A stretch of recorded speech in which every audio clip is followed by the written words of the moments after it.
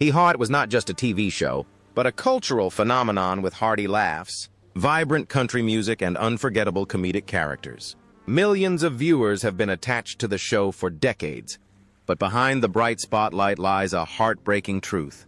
Many of the show's beloved stars, Hee Haw, have left us forever. In this video, we reveal the tragedy behind 11 actors who have passed away, people who left an immortal legacy in the hearts of fans. Roy Clark as Roy Linwood. Clark was born on April 15, 1933, and became part of the American soul as the owner of Hee Haw, starting in 1969, when he was 36 years old. For nearly 3 decades, Roy's genuine smile, banjo in hand, and down-to-earth sense of humor have been etched into the memories of millions. But behind that smile was a life full of wounds. Born into a poor family, Roy's childhood was marred by the hardships of the Great Depression. He often got wet playing country music, which made him shy and isolated, turning to music as his only refuge. As he became more famous, he used laughter to hide his pain, to the point where he could no longer distinguish the driller from the man behind the window.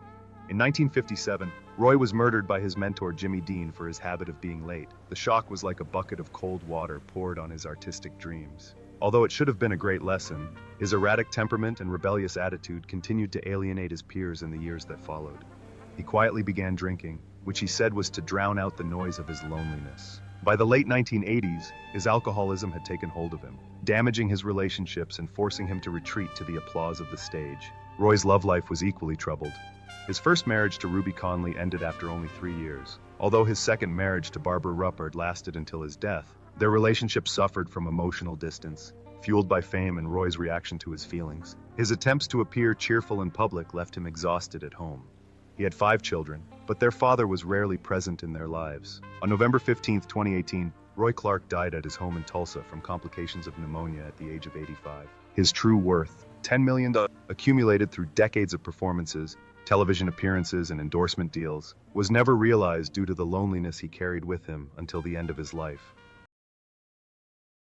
Ronnie Stoneman as herself. Veronica Loretta Stoneman, better known by her stage name Ronnie Stoneman, was born on May 5, 1938 and was known as the First Lady of Banjo.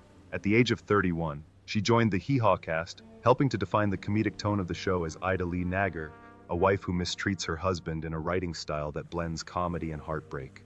With her banjo and southern charm, Ronnie became the voice of rural America's working class. She was the 15th of 23 children of legendary pop musician Stoneman. Her childhood was one of chaos, poverty, and strict discipline.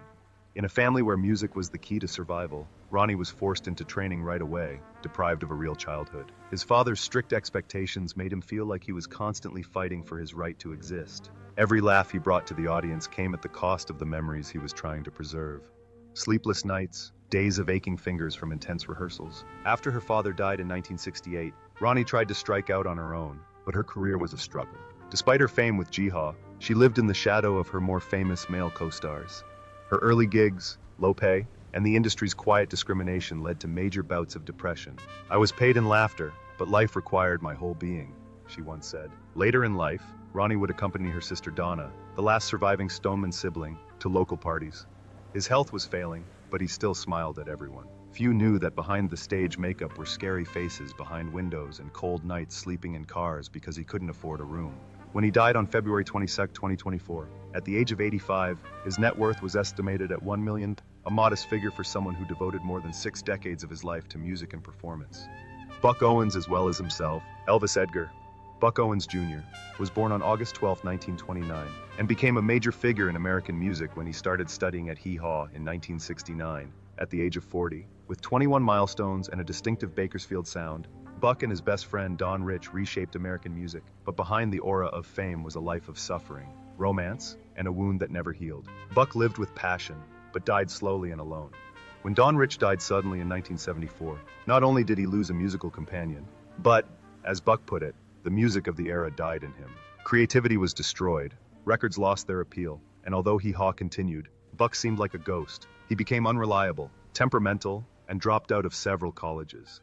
Former employees recall him constantly intimidating and creating an atmosphere of fear. His personal life was also troubled. 4 marriages, 3 ending in divorce, 1 annulled, marked a series of emotional failures that Buck never fully understood. His first wife, Bonnie, left him just as he was starting his career. His subsequent marriages were short and stormy. At one point, he He married violinist Janet J., but filed for divorce just days later. After Hee Haw, Owens focused on business, buying up several radio stations and building the Buck Owens Enterprises empire. Despite making hundreds of millions of dollars from media sales, he never regained the one thing he had lost. Even his 1988 reunion duet with Dwight Yoakam, Streets of Bakersfield, felt like a flop. On March 25, 2006, after rehearsing at Crystal Palace, Buck Owens died of a heart attack in his sleep at the age of 76. He left behind a massive musical legacy and an estimated fortune of $100 million.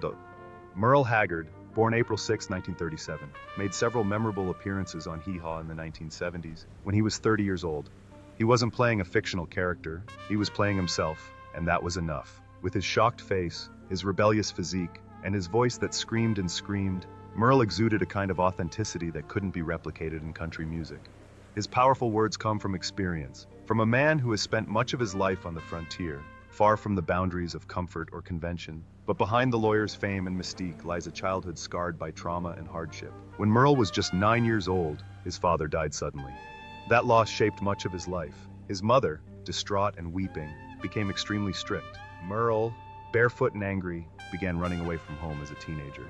He kept getting into trouble, getting arrested for crimes, getting into fights, and even escaping from juvenile detention. Eventually, he was sent to San Quentin State Prison, one of the most notorious institutions in the country. It was there, behind bars, that he witnessed Johnny Cash dancing in front of the lawyers, an experience that lit a fire under him. That day, Merle promised himself that when he got out of prison, he would change. And he did. Music saved him. It was his confession, his therapy, and his salvation, all intertwined with songs like Mama Tried, Sing Me Back Home, and Branded Man. Merle tells stories not just of pain and rebellion, but of reflection and wisdom. He didn't just sing about pain, he made it beautiful, and in doing so, he gave it meaning. But no matter how high he climbed, his demons always followed him. Merle Haggard was married 5 times, and most of those relationships were marked by jealousy, infidelity, despair, and emotional distance. He openly admitted to years of cocaine use, suffered from long bouts of depression, and seriously considered ending his life. The applause never erased the echoes of the past. Even after winning 3 Grammys, and even after receiving a full pardon from President Ronald Reagan, Merle was still a man who carried the emotional burden of all he had been through. Toward the end of his life, Haggard was diagnosed with leukemia, a battle that lasted for years. But even as the disease began to ravage his body, he did not stop. He continued to tour, perform, and connect with audiences. On some shows, she sang with an oxygen tank hidden under her dress. Out of sight, the show had to go on, and she gave it her all until the very end. On April 6, 2016, her 79th birthday, Merle Haggard died peacefully at her home in California from complications of pneumonia. At the time of his death, his net worth was estimated at $40 million, a respectable figure, yes, but one that rarely reflects the value of his legacy. String Bean was him. David Ackerman, born June 17, 1915, became known across America as String Bean, a vulgar comedian with an old banjo and long pants. At the age of 54, he joined Hee Haw Castle, transforming into a unique character, a bird in a cornfield, dropping lucky pennies and reading letters from home in a surprising and engaging way. But behind that gentle exterior was a life filled with dreams, pain and blood. Born into poverty in Kentucky, Ackerman had to build his first banjo by hand. Independent and charming, she lived off music, comedy, and even semi-professional baseball. String Bean was never wealthy by American standards, but he loved the banjo-like simplicity and loyalty of life. His marriage to Estelle Stanfill, his first wife, was rumored to have been rocky, partly due to his financial pressures and his private lifestyle. Having lived through the turmoil of the Great Depression, Ackerman distrusted institutions. He kept all his money in his small, wood-frame house in Tennessee. Although their total take was only about $2 million, word of the money on the wall continued to circulate among the crowd until the fortune ran out of the stage. On the evening of November 10, 1973, after performing at the Grand Ole Opry, String Bean and his wife returned home, unaware that a double robbery was awaiting them. They were murdered as soon as they entered the house. Estelle screamed for help, but was shot as well. Their bodies were discovered the next morning by a neighbor, none other than Hee Haw's co-worker, Papa Jones. The brutal murder shocked the nation, a driller killed by a pair of guns and a spark. 2 of the killers, John and Marvin Brown, were convicted, although one was not executed until 2014, more than 40 years later. String Bean's death became a tragic symbol of the loss of innocence in an unforgettable world. He and Estelle were murdered at Forest Lawn Memorial Gardens in Goodlettsville, where fans often came to bring letters from home. Minnie Pearl played her. It was Uncle Jones, Lewis Marshall. Uncle Jones, born October 20, 1913, had been a fixture of Hee Haw since 1969, when he was 56. With his banjo in hand, his cheerful cheer, and his emphasis on outrageous, he had been making people laugh for more than 2 decades. But behind the rustic uncle's exterior was an artist who faced poverty, mental stress, and a quiet, hopeless end. The youngest of 10 children in a farming family, Uncle Jones endured hardship from birth. He learned music from his parents and worked as a radio announcer to make a living. His early career was spent in rock music, moving from city to city, changing seasons, sometimes saving money just to keep performing. During World War II, he put his music career on hold to enlist in the army. When he returned, his youth was gone, his fame gone, and money was still tight.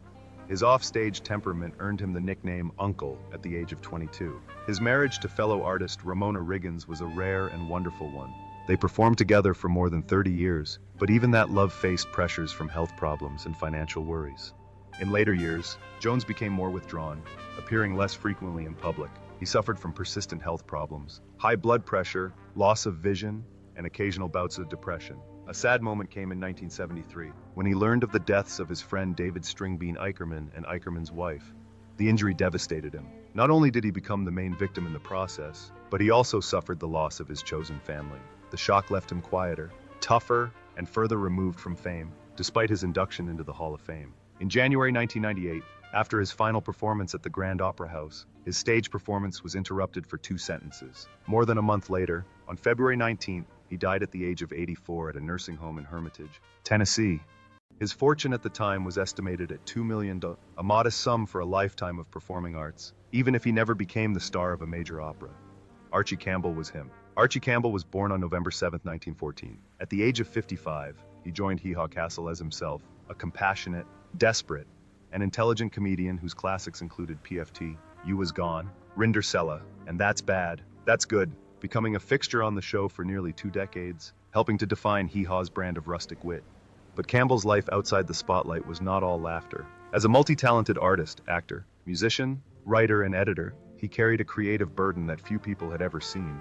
The constant demands of writing, filming, and maintaining a public image often left him exhausted, especially when critics felt he was being overshadowed by bigger stars like Roy Clark and Buck Owens.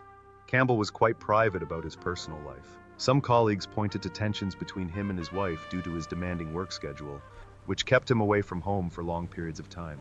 The isolation gradually wore down his mental health. Even after being named CMA Comedian of the Year in 1969, he remained largely in the background. Later, Campbell found balance through fun and painting, 2 personal passions that allowed him to temporarily escape the business world. He even opened an art gallery, helped run a school in Knoxville, and pioneered the first skateboarding course in the United States. But his health began to fail. On August 29, 1987, Archie Campbell died of a heart attack at the age of 72. The people of Tennessee were horrified. Dr. Campbell never showed any signs of decline. At the time of his death, Archie Campbell's net worth was estimated at $2 million, earned from comedy albums, television appearances, writing, and personal art projects. The stars of Hee Haw left an unforgettable legacy, but their tragedies remind us that behind every laugh there are tearful stories. George Jones, like Lewis Marshall, Grandpa Jones, born October 20, 1913, became a staple of the Hee Haw television show in 1969 at the age of 56. With his banjo in hand, his raspy voice and singing voice had experienced both great glory and great loss. A poor childhood in a large, entrepreneurial family forced Jones to find a way to survive from an early age. Music was his only way. Despite his notable achievements such as the Grand Opera House and the Family Palace, he remained frugal and worried about money. This instability limited his family life with his wife, driller Ramona Riggins, even though they had been on stage together for more than 3 decades. They struggled with a demanding work schedule and poor health. The ultimate pain came in 1973, when Jones discovered that his close friend, David Stringbean Eichmann, and his wife had been murdered in their nearby home. The incident left him devastated. He became quieter and struggled with sleepless nights haunted by the memory.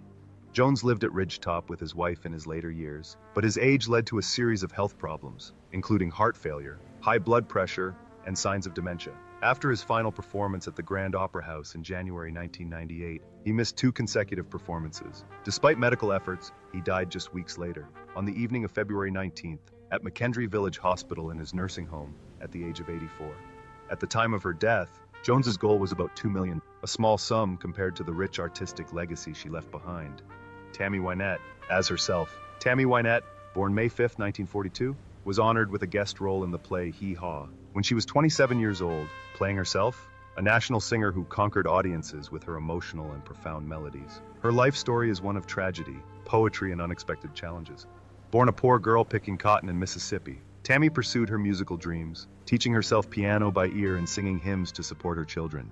Her life was tumultuous, first with Yuppie Bird, which ended in depression and electroshock therapy, then with Dawn Chapel, a mess of accusations and nude photo scandals. Third, her relationship with George Jones, which was rife with controversy, addiction, and even a gunshot wound, ended in divorce in 1975. Tammy then married Michael Tomlin, but moved out of their home 6 weeks later, and then remarried George Ritchie, who was accused of emotional abuse and financial control, leaving Tammy dependent on medication in her later years. Her struggles were not limited to her personal life. Despite being dubbed the First Lady of Country Music, with 20 #1 hits, including the controversial Stand By Your Man, fame took a significant turn. Overwhelmed by the pressure, she suffered from chronic abdominal pain after a hysterectomy and multiple surgeries, becoming dependent on Demerol, Valium, and Dilaudid. On April 6, 1998, Tammy Wynette died at age 55 in Nashville of lung cancer after years of battling the disease and chronic pain addiction. She was murdered at Woodlawn Memorial Park, where her gravestone was controversially renamed Virginia W. Richardson, her married name, until a petition by family and fans restored her name to Tammy Wynette. At the time of her death, her net worth was estimated at $10 million, a modest figure for a woman of great influence. Sarah Ophelia Colley Cannon, born October 25, 1912, captured the hearts of audiences as Minnie Pearl, the pretty country girl with a wall 98 price tag that was constantly drying on her face and a greeting of, "Hello, I'm so proud to be here." At 57, she became the life and soul of Hee Haw from 1969 to 1991. But behind the charm and humor were years of turmoil, illness, disappointment, and loneliness. When she entered the world of piercing, she had to do everything herself, traveling the South as a piercer, a director, and a survivor on the smallest stages.